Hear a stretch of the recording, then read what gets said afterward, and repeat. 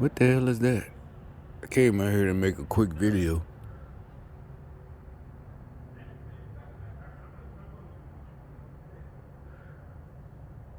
Sounds like somebody talking through my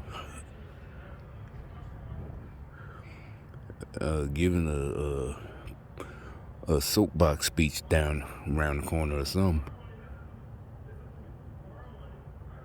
All right, so anyway, this just real quick. So I just got out of work. I was in the shower, right? And I was thinking about rent-a-cop shit, right? I was thinking about how remember I said the rent-a-cop word is like the N-word. You can say, I can say it. Like they're the ones that made all these stupid. I've been saying that. You can't say that. I can say that. Like midget. Oh, you can't say midget. Or you can't say Indian unless you're Native American. So I used to joke with my homeboy. He was one too. I'm like, you was a flashlight cop. He like, or I would go up to his job, and he'd tell me about sometimes the kids would come up there on a school trip and diss him and shit. We was like, damn, high school days, the high school, and you got to go through it. But anyway, long story short, I was thinking of my origin as a rent-a-cop. And literally, I had just got out the military. Matter of fact, rent-a-cop was my first job out the military. My homeboy, he knew my situation, and he had been home. He also told me I don't remember this. He was supposed to go with me on the buddy program, the basic. I'm like, I don't remember that. Anyway, long story short, so I'm back now years later, and he says, "You want a job? You go to the other town, basically the white folks' town, city. It's about. We used to hang out there, skating rink. It's such and such." So I knew where he was talking about. He said that's where that employment agency has more jobs. Yeah, I guess he was saying some kind of conspiracy theory, or either. Basically, also it was inside.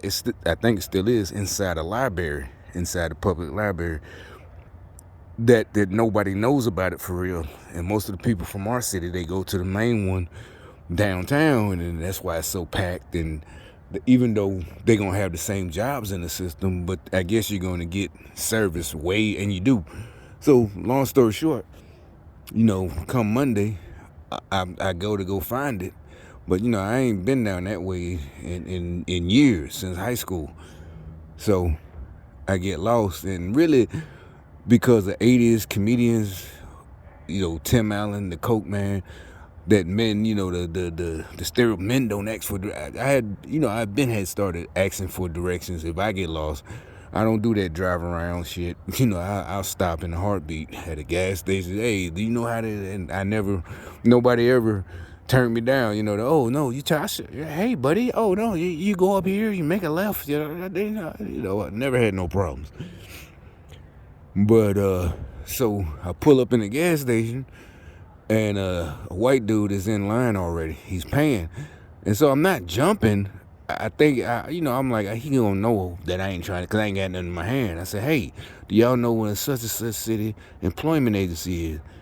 And the dude in line, the white dude, he's like, oh, you looking for a job? I said, yeah.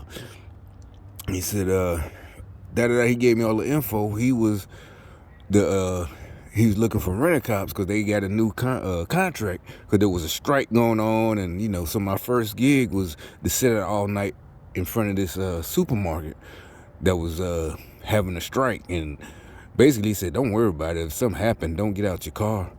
Just just sit here and report it, call the police. It was unarmed, this and that. So okay, years later, after not trying, finding a job, after getting out of, getting sick and this and that, and not finishing college, but by then now it's more, years later, I'm just, fuck it, what, I used to be, let me be a rent-a-cop again. Just in one company I applied for, I got hired, and their regional manager had just moved to our city, white guy. But anyway, he he needed help moving it. It was a truck. They paid for the truck and they paid for all this and that and him to move, but he didn't have no bodies. And I had just got hired, so they called me. And one reason I'm telling this story, it just occurred to me, I think that's why he was sitting there, because you're like, what? Just let me finish. So I'm on the porch, with my homeboy, the same homeboy, from high school, He's sitting there. He's hearing the call, but I guess there's a reason that he's hearing all this. That they called right while we was out there chilling. And I answered. It's like, well, he needs this address. And he hears it's a moving gig, and he's like, hook me up, man, hook me up. He said, why you? I'm like, hey, be quiet, man, come on, man, just da-da-da. And she explains they're not paying in cash, they're paying in hours that they're gonna put on for me, it'd be my first check. I think they're gonna give us like 5 extra hours, on my next check if I come through. And really, it didn't take that long, so I guess it amounted to like $35 or something like that after tax. And so when I hung up, I'm like, man, they're not paying cash. He's not paying. He's paying. He said, you still should ask. I'm like, what? But my point is, but one for him telling me to go to that place years before, and me asking, I wouldn't never have been a rent-a-cop, Because like I said, I went and asked for directions, and instead of going to that employment agency, I never made it that day because dude hired me, told me where to go and hired me. And that's my rent-a-cop origin story. And, years later, I said, you know what? Because like I said, that was my first job ever after I got out of the military immediately. And he's like, oh, questions. I'm like, yo, I just got out of the military, this and that, da-da-da-da. And I forgot about that. And I'm thinking that's part of the gang stalking. They had my homeboy there that after years later. Because remember, that's why I couldn't find a job or keep a job, because they were, the punishment. I was supposed to be on punishment, And, at this stage, my check was getting bigger, my VA or whatever. And I'm like, well, shit, I still want to do my goal about owning real estate. And matter of fact, that's how I ended up not working for that company I had just worked for. That's when I bought my house, like I said, and rented it out. And I got my back paycheck. Matter of fact, he was there too to help me move the girl because honestly, me and him moved the girl into the house. She ain't had, I guess she might have had somebody, but I was so excited to have my first tenant. And this and that, I called him, and from where I already had seen the girl, and I knew he would just help, just cause, well, really just all that here, so we help. Yeah, so y'all moved in like some suckers now. I'm like, nah, I'm getting paid for this. She moved, and she really, when she got out of my house, it was just how she left. The only problem I had from her was one of these back windows got broken into. And I fixed that for $15, and the money I had to pay my other homeboy to do the carpenter, do the labor. She didn't tear up my house like everybody would say. Oh, she gonna have her boyfriend over there, she's a Section 8 chick. None of that horror stories.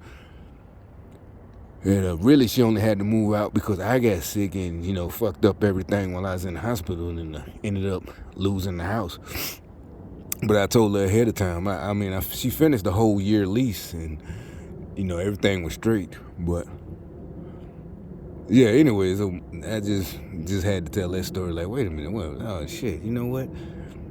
He was acting like he was supposed to be. I think with our relationship, I think they had him, but he really was just like, oh man, you ain't gonna hook me up. It just occurred to me that's what he was talking about. Like, I wouldn't have been he was the one who told me to go there in the first place.